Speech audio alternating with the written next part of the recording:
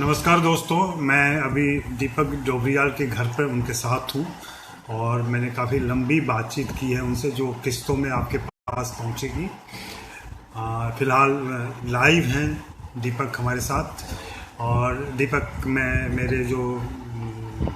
मैं दर्शक नहीं कहता हूँ, मेरे मित्र जो मुझे पढ़ रहे होते हैं, देख रहे होते हैं, वे अभी आपको देख रहे हैं। तो सबसे पहले नमस्ते उनकी तरफ से मैं आपको करता हूँ। हाँ, और आप इतना प्यारा काम करते हैं, इतने प्यारे तरीके से, इतने ऑर्गेनिक तरीके से।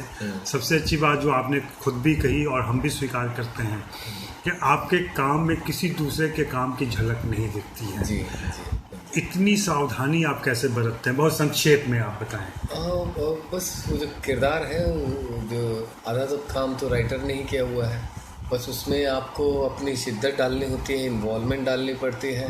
एंड प्लस ये होता है कि जो पिछले रोल हैं वो भी आप ही ने किए हैं, तो उनका कुछ झलक आपका माइंड इतना अलर्ट रहता है, वो आने ही नहीं देता। जैसे ही आता है आप रुक जाते, नहीं ये पिछले किसी कैरेक्टर का वो है, नुएंसेस है या फीलिंग्स है या एक्सप्रेशन है, कुछ भी। तो इसका कैरेक्टर क्या है, तो आप उस कैरेक्टर के लिए अपनी नई लैंग्वेज डेवलप करते हैं अंदर से। आपके दोस्त राज शर्मा भी आगे देखने हैं आपको। हाँ। तो वो जो नए कैरेक्टर के लिए जो नई लैंग्वेज डेवलप होती है, वो बहुत ज़रूरी है। किसी भी एक्सप्रेशन को नया बनाने के लिए आपको पहले वो लैंग्वेज नई बनानी पड़ेगी या खुद को एक्सप्लोर करना पड़ेगा और एक्सप्लोर करना पड़ेगा। तो वो मैं करता रहता हूँ, तो इस तरह से हो जाता है। दो नाम बहुत तेजी से आ रहे हैं, एक तो पप्पी भैया को सब कोई कुछ नमस्ते कर रहे हैं, और दूसरे हिंदी मीडियम को लोग याद कर रहे हैं। जी। एक ने पूछा है, लखनऊ की है, कि आपके बाल, पप्पी भैया के बाल कहाँ गए? यही अगली फिल्म के लिए कटे हैं, वो भी दिखेगा आपको। अगली फिल्म है काला कांडी, जिसके लिए डायरेक्टर ने बोला है कि क्या आप शेप कर सकते हो, तो मैंने कहा हाँ, और शाम को मैंने शेप कर दिया। तो उसी का प्रमोशन चल रहा था, फोटोशूट, तो मैंने दोबारा से हिंदी मीडियम के बाद मैंने वो कराया है। और तो उस फिल्म की रिक्वायरमेंट थी, तो वहाँ गए हैं। विमल वर्मा एक हमारे मित्र हैं, शायद आप जानते हैं उनको, ये भी थिएटर कर चुके हैं काफ़ी समय तक। वो बहुत अच्छा संबोधन दिया उनको, ये अच्छा शब्द है, मैं करूँगा, गाढ़े एक्टर को सलाम। Thank you sir. मतलब इम्पैक्ट जो है किसी भी रोल का, वो मैं उस पर काम करता हूँ पूरी शिद्दत से। और दूसरा, वो जो आप गाढ़े एक्टर बोल रहे हो, वो यही होगा शायद कि वो मेरी इन्वॉल्वमेंट रही होगी उस किरदार के लिए, जो छप जाती है थोड़ी सी, या मैं चाहता हूँ कि वो छपे। अगर जो नहीं छपा तो फिर उसमें कुछ हमारे अंदर की जो प्रिंटिंग प्रेस है उसमें कुछ गड़बड़ है ना, परफॉर्मेंस की, तो वो है।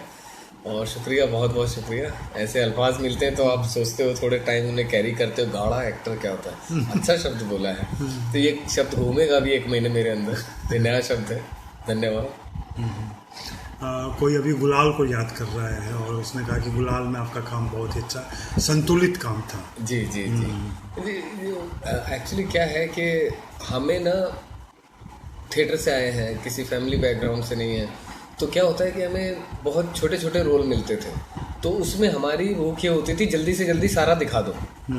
ठीक है, तो गुलाल में थ्रू आउट था, तो आप संतुलित रहते हो, आपको पता है और भी सीन है, और भी जगह आप आएंगे, दिखेंगे, तो आपका जो एम्फेसिस है कि जल्दी जल्दी सब दिखा दो, वो हट जाता है। तो ये उसकी लेंथ भी एक पार्ट था उस कैरेक्टर का, तो जिस वजह से वो संतुलित लग रहा है। मिली टंडन है लखनऊ से, वो कह रही हैं कि पता नहीं आप कितना एग्री करेंगे इनकी बात से, कि आप धीरे से इरफान और नवाज की श्रेणी में आ गए हैं। देखिए, इरफान भाई तो अव्वल हैं, ठीक है, उनका तो मुकाबला ही नहीं हो, तो लेजेंड आदमी है। अगर उनके साथ नाम जोड़ा है तो बहुत बड़ी बात है। और प्लस मेरा अपना रास्ता है, मैं अपने रास्ते पे हूँ। इससे इरफान भाई भी वो रखते हैं, इत्तेफाक रखते हैं मेरी बात से, कि मैं किसी के रास्ते पे नहीं हूँ, मैं खुद का रास्ता खुद बना रहा हूँ, है ना। तो ये है, और शुक्रिया आपने इस श्रेणी में मुझे जोड़ा। और मेरे कलीग हैं अमित कर्ण, जो शायद कभी मिले भी हों आपसे, उनका सवाल है कि शौर्य वाले रोल को मेंटली कैसे प्रिपेयर किया था? वो बस वो रोल था, लिखा हुआ था, और प्लस एक जिम्मेदारी भरा रोल था वो। अगर मैं उसे ज़रा सा भी चूक जाता तो वो कुछ और हो सकता था रोल। उस रोल में आपको एक डिग्निटी भी चाहिए थी एक आर्मी ऑफिसर की, प्लस एक नागरिक जो हमारे देश की माइनॉरिटी को बिलोंग करता है उसको भी रिप्रेजेंट करना था। और दोनों के बीच में एक चीज़ थी जो कॉमन थी, जो दोनों को बांधे हुई थी, वो थी डिसिप्लिन। तो बस उसको ही मैं कैरी करता रहा और वो कैरेक्टर कुछ बनता चला गया। तो ये है। पंकज दुबे आपके पुराने एक्स बिल्डिंग मेट हाँ, कह रहे हैं कि दीपक भाई रॉक्स। अरे थैंक यू पंकज। डॉक्टर गुरु शरण लाल हैं, हाँ, वो जानना चाहते हैं कि ओंकारा के कुछ अनुभव बताएं। ओंकारा के अनुभव तो यही थे। एक अनुभव तो ये था कि जो फिल्म में आप सीन देखते हैं ब्रिज पे जहाँ पे सैफ और मैं बैठ के बातें कर रहे हैं, वो फिल्म का मुहूर्त शॉट है, उससे आगे पीछे कुछ शूट नहीं हुआ। वो ओमकारा के पहले दिन का शूट है, लेकिन उसी में आप दो एक्टरों की केमिस्ट्री और जो ट्यूनिंग आप देखने को मिलती है, तो वहीं से हमारी ट्यूनिंग कमाल की हो गई थी, जो लोगों को यकीन नहीं होता है कि वो पहले दिन का शूट होगा, जबकि वो फिल्म के बीच में आता है। तो वो चीज़ थी, हमारी ट्यूनिंग बहुत अच्छी थी। और बहुत मज़ा आया उस फिल्म को करते समय। और पहली फिल्म थी मेरी, और उसी ने पूरा जो टर्निंग पॉइंट है मेरी लाइफ का, वो ओमकारा ही थी जिसने सब चीज़ बदल दी। काफ़ी शांत करा मुझे एज एन एक्टर भी, एज ए ह्यूमन बीइंग भी। तो बड़ा अमेजिंग एक्सपीरियंस था वो। एक कोई आपकी तारीफ कर रहे हैं कि इतने साधारण तरीके से इतना असाधारण अभिनय, दीपक भाई कमाल है। हाँ, ये चक्रेश महोबिया जी हैं। अच्छा, और थैंक यू। चैतन्य प्रकाश पूछ रहे हैं, ये मेरा काम आसान करने जा रहे हैं कि दीपक भाई अपने थिएटर की जर्नी के बारे में बताएं।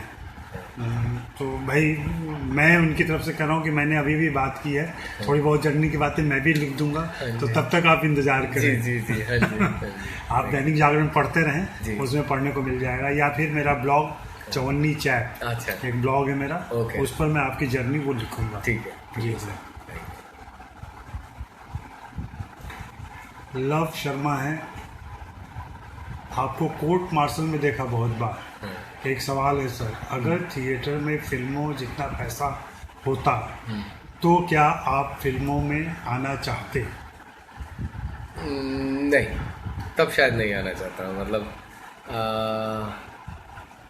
शायद आना भी चाहता, कुछ भी नहीं कह सकते, लेकिन हाँ उस दौर में जब मैं मुंबई की तरफ आया तो कोई प्लान नहीं था मुंबई आने का। मेरे दो दोस्त थे, उनके कहने पे आया था, मतलब वो उठा के ले आए थे किडनैप करके मुझे, ऐसा हो गया था। तो लेकिन मेरा खुद का या मेरे अंदर दम नहीं था मुंबई आने का, उस समय ऐसा माहौल था। तो थिएटर में अगर पैसा होता तो मैं वहीं रहता अभी तक। अमित फिर से पूछ रहे हैं, कटवरिया सराय की यादें साझा कीजिए। अरे वाह, कटवरे सराय की यादें, क्या बात है। कटवरे सराय को सलाम। कटवरे सराय की क्या चीज़, चप्पे चप्पे से वाकिफ़ हूँ मैं कटवरे सराय के लोगों के घर तक मालूम है, न सिर्फ कैंपस में बल्कि अंदर गांव में सब जगह। कहाँ क्रिकेट खेला जाता था, कहाँ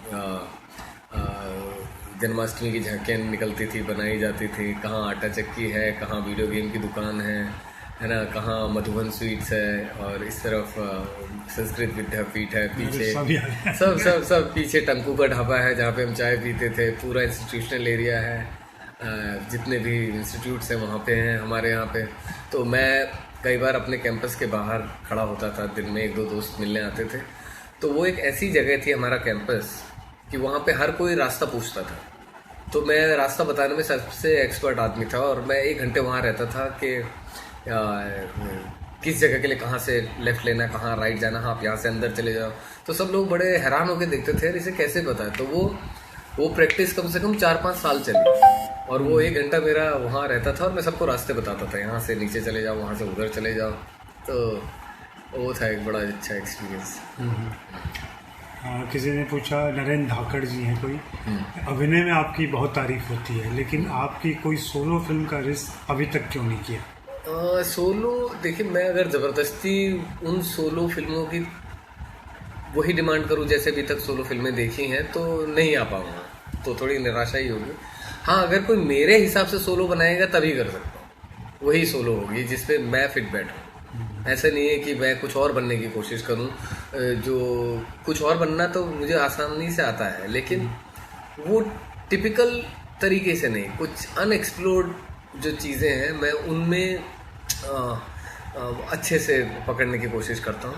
तो सोलो भी कर लूँगा, कोई बड़ी बात नहीं है, आएगा अच्छा सा। तो मिली फिर से आई हैं, लेकिन वो तनु वेट्स मनु के डायलॉग सुनना चाहते हैं, तो मैं रिक्वेस्ट एक कर रहा हूँ कि प्लीज़ मिली ऐसे आग्रह नहीं करने चाहिए डायलॉग सुनने वाले, ये बहुत ही हल्के हो जाते हैं, किसी मामले को हल्का कर देते हैं। हाँ, बेहतर होगा कि कुछ बेहतरीन सवाल आप करें और कोई ऐसा सवाल करें जिसमें उलझ जाए दीपक, तो ज़्यादा बेहतरीन है। डायलॉग वगैरह सुनना तो ये सब बहुत साधारण बातें हैं। मैंने आपकी तरफ से जवाब दिया। अच्छा, ठीक है। बहुत सारे लोग देख रहे हैं। Super Deepak sir, my favourite, thank you sir, दिल खुश कर दिया आपने, कोई मुझे बधाई दे रहा है। Thank you. एक मिनट,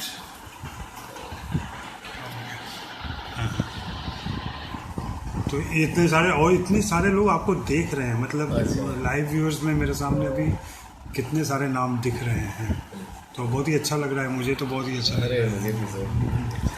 और मेरा ख्याल अभी हमारा समय हो गया है। हमने 10 बोला था आपको, हमने लगभग 10 मिनट से ज़्यादा समय ले लिया है।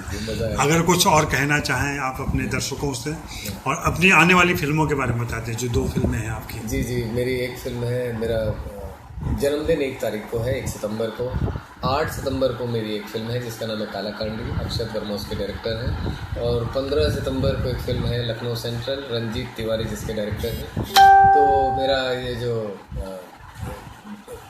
जन्म महीना है उस दिन 2 रिलीज़ हैं, तो देखिएगा, बताइएगा। और जन्मदिन से ज़्यादा 8 और 15 को बधाइयाँ दीजिएगा मुझे, या जो भी है पूछना है पूछ सकते हैं, बधाई देना। पर अच्छी फिल्में हैं, अलग फिल्में हैं और मज़ा आएगा। लोग तो अभी भी सवाल पूछे जा रहे हैं। संदीप नाथ जो पोएट है वो भी देख रहे हैं।